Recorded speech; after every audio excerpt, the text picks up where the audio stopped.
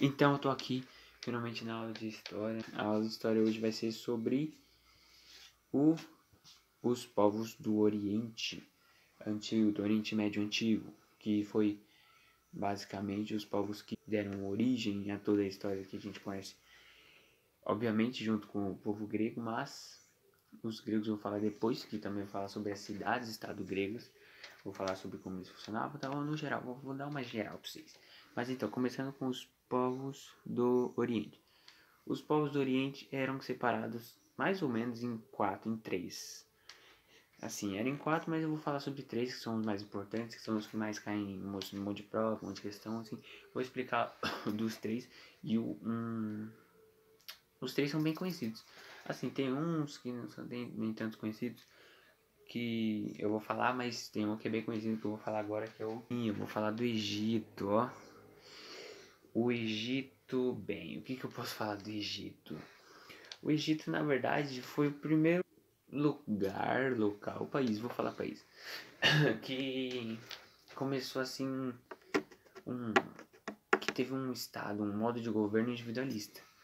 Que individualista é que é baseado no indivíduo, né? Você trabalha, você ganha dinheiro, você compra, você, baseado no indivíduo, no você, entendeu? E eles meio que, vocês sabem, tem os faraós e tem todo o rolê, e eles meio que antecederam, vieram antes do feudalismo. E o que foi feudalismo? Feudalismo, vocês sabem muito bem o que foi o feudalismo, né? Aquela matança toda. E mentira, brincadeira. Não foi no feudalismo. Ou foi? Não, foi no capitalismo. Não, foi nos dois, né? Exatamente, continuando. Eles antecederam isso com um negócio chamado modo de produção asiático. Que era basicamente você trabalhava e aí você entregava seu dinheiro pro... Você pegava o dinheiro e aí você pegava seu dinheiro para suas necessidades básicas e para sobreviver, e o resto você dava pro Estado fazer o que é melhor para você, pro Estado plantar, pro Estado no geral. Assim, o modo de produção asiática ele é bem estranho, porque ele é meio que um totalitarismo, só que não é isso. Sei lá, ele é bem legal. E também eles acreditavam em vários deuses, né, que você sabe, que tem aqueles deuses, os Anubis, os vários deuses que eles acreditavam, que o faraó era um deus, um semideus, sei lá. Eles tinham umas loucuras assim, bem daorinha, bem legal de comentar sobre, mas a principal característica do Egito Antigo, que é o que geralmente cai, porque é o mais importante, é o Rio Nilo. Sim, o Rio Nilo é a característica mais importante do Egito e é o que você tem que saber. Que eles nasceram e cresceram, só viraram uma potência conhecida mundialmente por causa do Rio Nilo. E é isso mesmo. Na época eles eram conhecidos por causa... Eles foram crescendo e ficaram bastante conhecidos, e isso foi por causa do Rio Nilo. E, assim, acho que do Egito é basicamente isso. Agora, da Mesopotâmia é legal. Mesopotâmia, o que era a Mesopotâmia? A Mesopotâmia era meio que uma junção.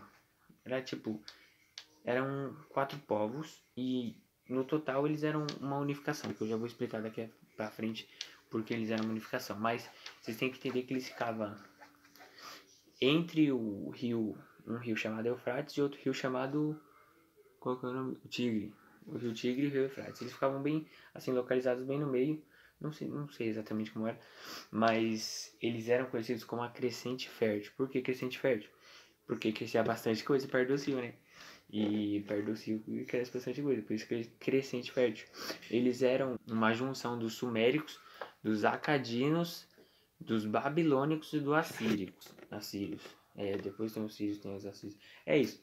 E é engraçado falar deles porque eles só falavam uma língua realmente. Eles só, tipo, era um povo que era bem distinto, assim, eram 4 povos distintos, mas que ficavam na mesma localização e falavam a mesma língua. E a história é engraçada, uma história que tem na Babilônia, que é da Torre de Babel, que basicamente eles queriam construir uma torre que chegasse até os céus para conversar com Deus. Só que aí na Bíblia está escrito isso. Deus não ficou muito bem com essa ideia que eles tiveram. E aí ele decidiu destruir aquela torre. Mas ele não destruiu aquela torre tracando um raio. Ele só parou a construção deles. E como ele parou a construção dessa torre, ele basicamente fez com que todo mundo falasse uma língua distinta. E tipo, não tem nenhum documento histórico, científico dessa área que falaram que eles realmente falaram uma língua diferente da outra, mas na Bíblia está escrito isso. E é engraçado porque, tipo, tem documento histórico científico falando que eles realmente falavam uma língua. Todo aquele povo, aqueles 4 povos, falavam uma língua, todos da mesma região. E tipo, na Bíblia tá escrito isso. Só que na Bíblia não tá escrito. Só que não tem documentos que comprovem que eles mudaram de língua repentinamente. Assim, é uma história meio legal e eu achei legal de contar aqui, porque lembrar sobre Deus, porque o próximo povo tem muito a ver com Deus, que são os hebreus. Os hebreus, eles basicamente são o povo que... é o povo da Bíblia, é o povo que acredita em um Deus só, que começou a religião dos judeus.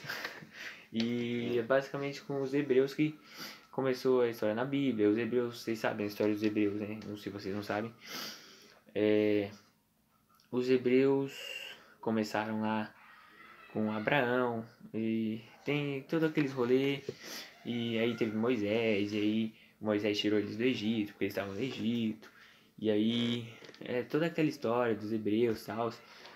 E uma coisa que eu esqueci da Mesopotâmia, que é uma coisa muito importante, que eu já vou falar daqui a pouco, que é sobre as cidades-estados. Aqueles 4 povos funcionavam como cidades-estados. Cada povo tinha a sua forma de governar, que eu já vou explicar bem especificamente o que são as cidades-estados. E os hebreus, eu vou dar uma característica dos hebreus, eu já vou falar da Grécia. Então, o fato dos hebreus, para deixar bem evidenciado a existência deles na Terra, brincadeira, só para só pra deixar claro o que foram os hebreus, o que são e qual é a principal característica que levaram eles a serem tão conhecidos assim. Além da parte judia, da parte dos judeus, além de toda essa coisa que tem a ver com a religião e Deus e blá blá blá blá blá, blá também tem uma questão bem importante que até uns tempo atrás estava aí em pauta, em alta no mundo inteiro, que é a Palestina. A Palestina pode ser também conhecida como Israel, ou pode ser na verdade só Jerusalém. Assim, depende do que você quer falar, mas a região da Palestina em si, onde agora tem os países lá acho que é Iraque, eu tô ali. E essa é uma disputa bem vivenciada dos judeus, tal. É uma coisa que pendura até os dias atuais, mas que foi bem marcante no passado. Isso era essa palavra que eu tava querendo, marcante. É bem marcante essa característica nos hebreus, parte são judeus também, porque a busca pela terra sagrada, foi isso que levou Moisés a conseguir passar 40 anos no deserto, foi isso que levou Abraão a negar os deuses politeístas, foi isso que deu, tipo, a principal origem foi, tipo, o estalo da criação, não da criação da Bíblia, mas da história da Bíblia em si, dos hebreus, da história dos hebreus na Bíblia em si, pronto, agora melhorou. E agora eu vou falar sobre a cidade. Então, as cidades-estados. Cidades-estados era o quê? Basicamente era os povos separados, ou os estados separados, que tinham sua própria cultura e sua própria governância, entendeu?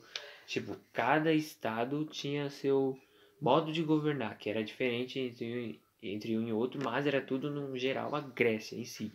Por exemplo, em Esparta eles tinham uma diarquia. O que era uma diarquia? Lembra quando falavam de monarquia, que tinha um rei, ele governava e blá blá blá blá blá? Então, uma diarquia é quando tinha 2 reis. E como funcionava isso? Não faço a menor ideia, mas vocês lembram de Esparta, dos 300, dizes Esparta e blá blá blá.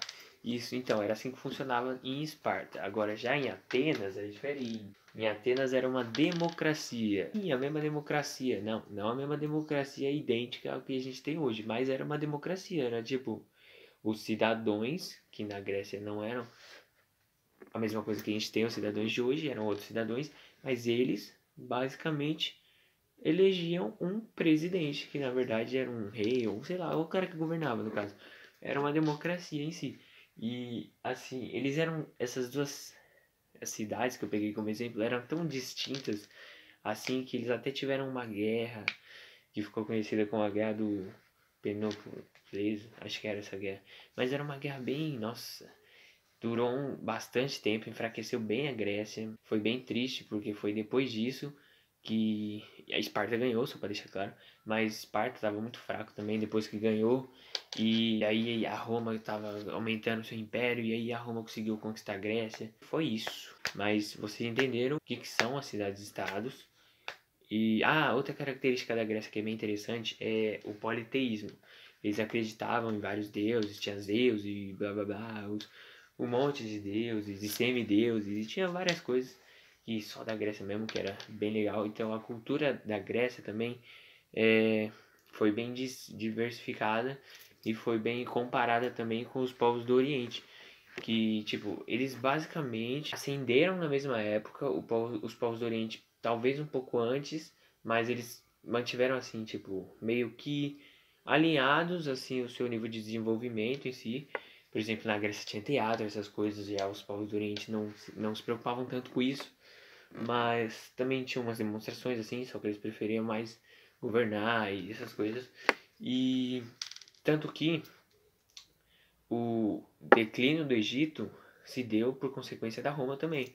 Então, tipo, eles meio que ascenderam no mesmo instante e caíram pelo mesmo motivo. Isso é bem interessante também, é um fato histórico legal aí para contar.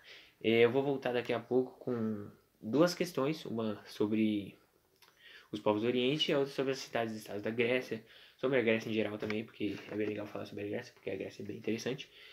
E é isso. Então vamos lá para a primeira questão, que é sobre o que? A primeira questão é sobre os povos do Oriente Médio Antigo, que eu vou comentar. Vou ler a primeira questão aqui, rapidão, e aí a gente já vai para a segunda, que a segunda... A primeira é essa aqui. Não, essa aqui, pelo amor de Deus, se você não acertar isso aqui, com as dicas que eu dei no começo do vídeo, vamos lá. Um império, você já sabe que é um império, obviamente. Um império baseado na agricultura. Ele é baseado na agricultura, obviamente. Assim, a maioria de todos que eu expliquei eram, mas enfim, continuando. Teocrático, assim. Teocrático, talvez todos fossem, mas teocrático já é uma boa dica, vamos lá. E se baseia também na arregimentação de camponeses para grandes obras, que é uma coisa assim, tá?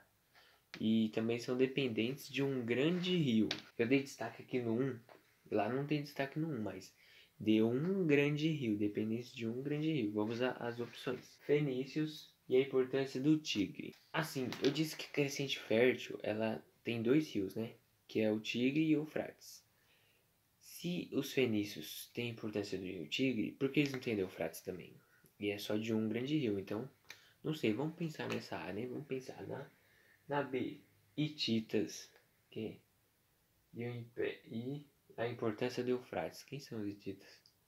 Não sei, não estudei sobre eles. Não sei se é tão importante que vai cair sobre eles, mas vamos para C. Suméricos e a importância do Jordão. O Jordão realmente é importante. E os suméricos faziam parte lá da Mesopotâmia e tal, mas o Jordão tem alguma coisa a ver com a crescente fértil? Não sei. Não seria assim. Não sei, mas tá meio confuso, né? Assim, vamos para D. Cretenses e a importância do Egeu. Nem sei quem são cretenses, o que é isso?